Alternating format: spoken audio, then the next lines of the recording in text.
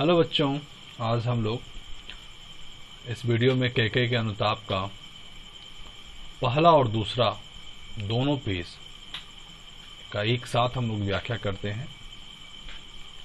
तो आप लोग ध्यान दें।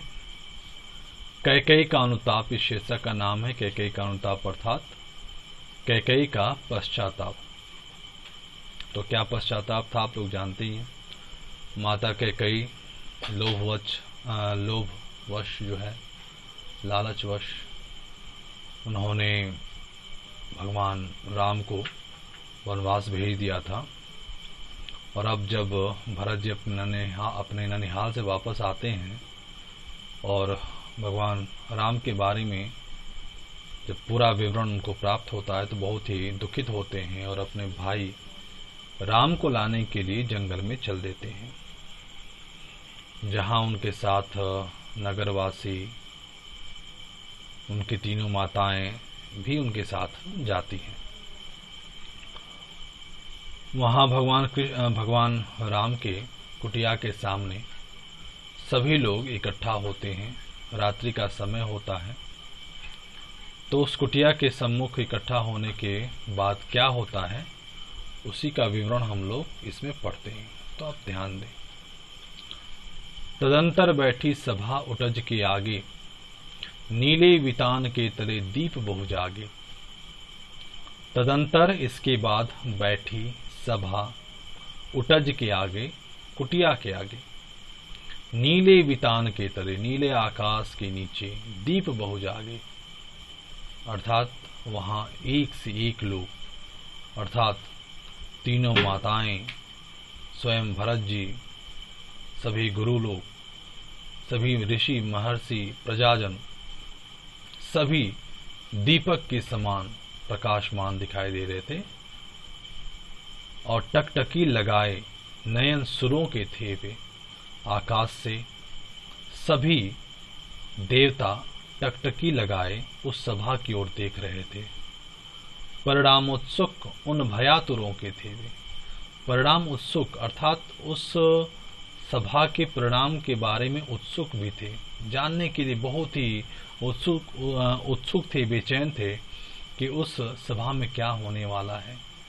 भयातुर अर्थात भयभीत भी थे कि अगर प्रभु रामचंद्र अपनी माता कैकेयी, अपने भाई भरत की बात मान करके अयोध्या पुनः वापस लौट जाएंगे, तब हम लोगों का क्या होगा, रावण का वध कैसे हो पाएगा। तो भयातुर भी थे।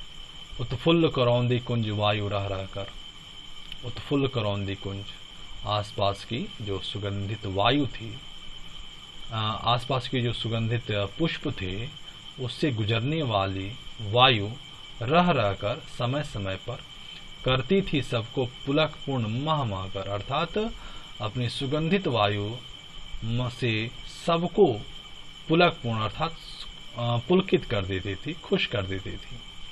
वह चंद्रलोक था। वह जो सभा है वह एक चंद्रलोक के समान दिखाई दे रहा था। और कहाँ चांदनी वैसी, और वैसी चांदनी वास्तविक चंद्रलोक में भी नहीं दिख रही थी। प्रभु बोले गिरा गंभीर निर्निधि जैसी। और तभी अचानक प्रभु राम गंभीर ध्वनि में, निर्निधि जैसी समुद्र के समान गंभीर ध्वनि में प्रभु रामचंद्र बोलते हैं। तो अर्थ हो जाएगा कि इसके बाद प्रभु रामचंद्र के कुटिया के सामने सभी सभा वहां पर बैठती है। और नीले आकाश के नीचे वो सभा में बैठे हुए लोग दीपक के समान प्रकाशित दिखाई दे रहे थे। आकाश से सभी देवतागण टकटकी लगाए उस सभा की ओर देख रहे थे और परिणाम को जानने के लिए उस सभा में होने वाले निर्णय के बारे में सोच करके बहुत ही उत्सुक थे और भयातुर थे, अर्थात भयभीत भी थे।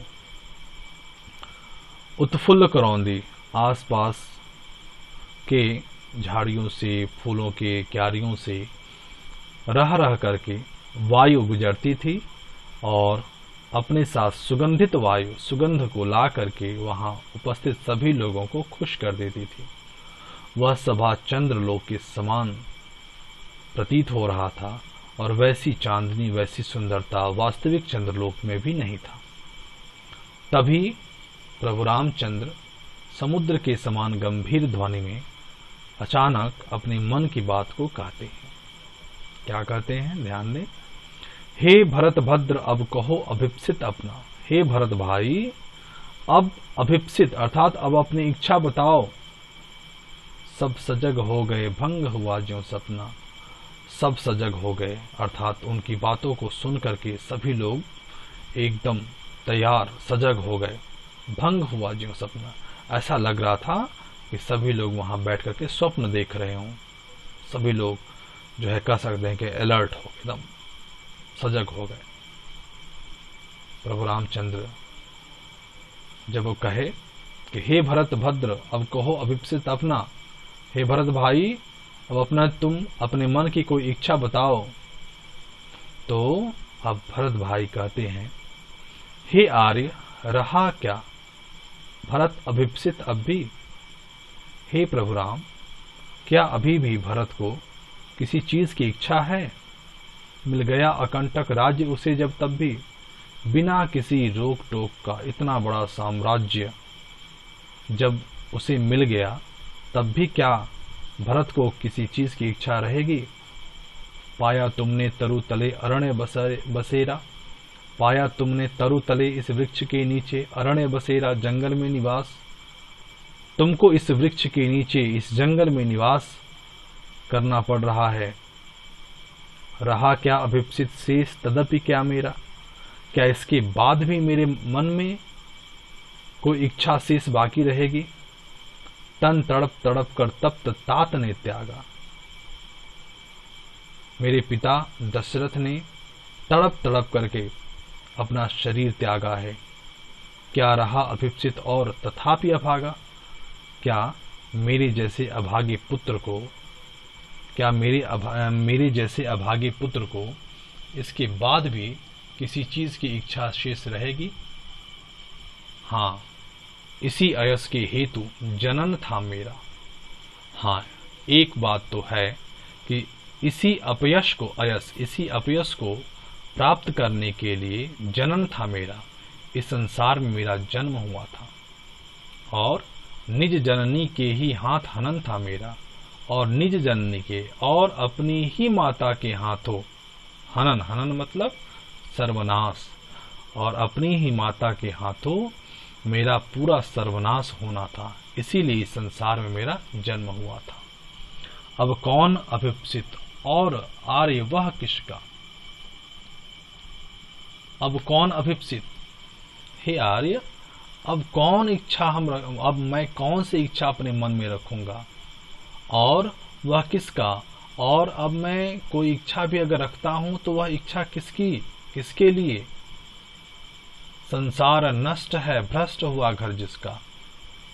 जिस व्यक्ति का पूरा संसार ही नष्ट हो चुका है, जिस व्यक्ति का पूरा घर जो है नष्ट हो चुका है, भ्रष्ट हो चुका है, अब उस व्यक्ति के मन में किस बात की इच्छा शेष रहेगी।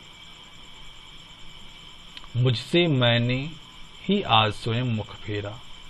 हे आर्य बता दो तुम ही अभिप्सित मेरा। मैंने तो आज अपने आप से ही अपना मुख फेर लिया है, अर्थात मुझे स्वयं से बहुत ही घृणा हो रही है। हे आर्य अगर आपको लगता है कि इन सब चीजों के बाद भी मेरे मन में कोई इच्छा शेष रहेगी तो आप ही मेरी मन की कोई इच्छा बता दीजिए। जब इतनी बात भरत के मुख से प्रभु रामचंद्र ने सुना तो वह बहुत ही अधीर हो गए और प्रभु ने भाई को पकड़कर हृदय पर खींचा, रोदन जल से सविनोद उन्हें फिर सींचा। तब प्रभु रामचंद्र अपने भाई को पकड़कर हृदय से लगा लेते हैं और सविनोद और प्रेम पूर्वक अपनी आंसुओं के जल से अपने भाई भरत को सींचने लगते हैं, अर्थात दोनों भाइयों की आंखों से आंसू निकलने लगते हैं और कहते हैं कि उसके आशय की थाह मिलेगी किसको। प्रभु रामचंद्र कहते हैं, हे भाई, उस व्यक्ति के बारे में, उस इंसान के बारे में कोई नहीं जान पाएगा। थाह मतलब गहराई, सोच की गहराई। प्रभु रामचंद्र कहते हैं कि हे भरत, उस व्यक्ति के बारे में कोई नहीं समझ पाएगा, जनकर जननी ही जान न पाए जिसको। जिस व्यक्ति के मन को उसकी माँ ही नहीं समझ पाई, उस व्यक्ति को कोई दूसरा इस संसार में नहीं समझ पाएगा। ये पहले पेज की व्याख्या थी। अब दूसरा पेज स्टार्ट करते हैं हम लोग। बहुत ही आसान है और चूंकि इस कहानी को हम लोग बचपन से अनेकों बार सुनते आए हैं तो यह कहानी हम लोगों को समझ में भी आएगी। अभी पीछे वाले पेज में हम लोगों ने पढ़ा कि प्रभु रामचंद्र अपने भाई से कहते हैं कि उस व्यक्ति को कोई नहीं समझ पाएगा जिसको उसे जन्म देने वाली माँ ही नहीं समझ पाई। जैसे ही प्रभु राम जी ने यह बात बोला, तुरंत माता कैकेयी कहती हैं, यह सच है तो अब लौट चलो तुम घर को। माता कैकेयी ने कहा, अगर यह बात सच है तो तुम वापस घर लौट चलो। चौके सब सुनकर अटल कैकेयी स्वर को, माता कैकेयी के इस अटल स्वर को सुन करके सभी आश्चर्यचकित हो जाते हैं। सबने रानी की ओर अचानक देखा और सभी अचानक रानी की ओर देखना शुरू कर दिया। सभी लोग जो है रानी की ओर देखने लगे। वैधव्य तुषारावृता यथा विधुलेखा, वैधव्य तुषारावृता, विधवा वस्त्र धारण की हुई, वैधव्य अर्थात विधवा, विधवा वस्त्र धारण की हुई, तुषारावृता, वह उस चंद्रमा के प्रकाश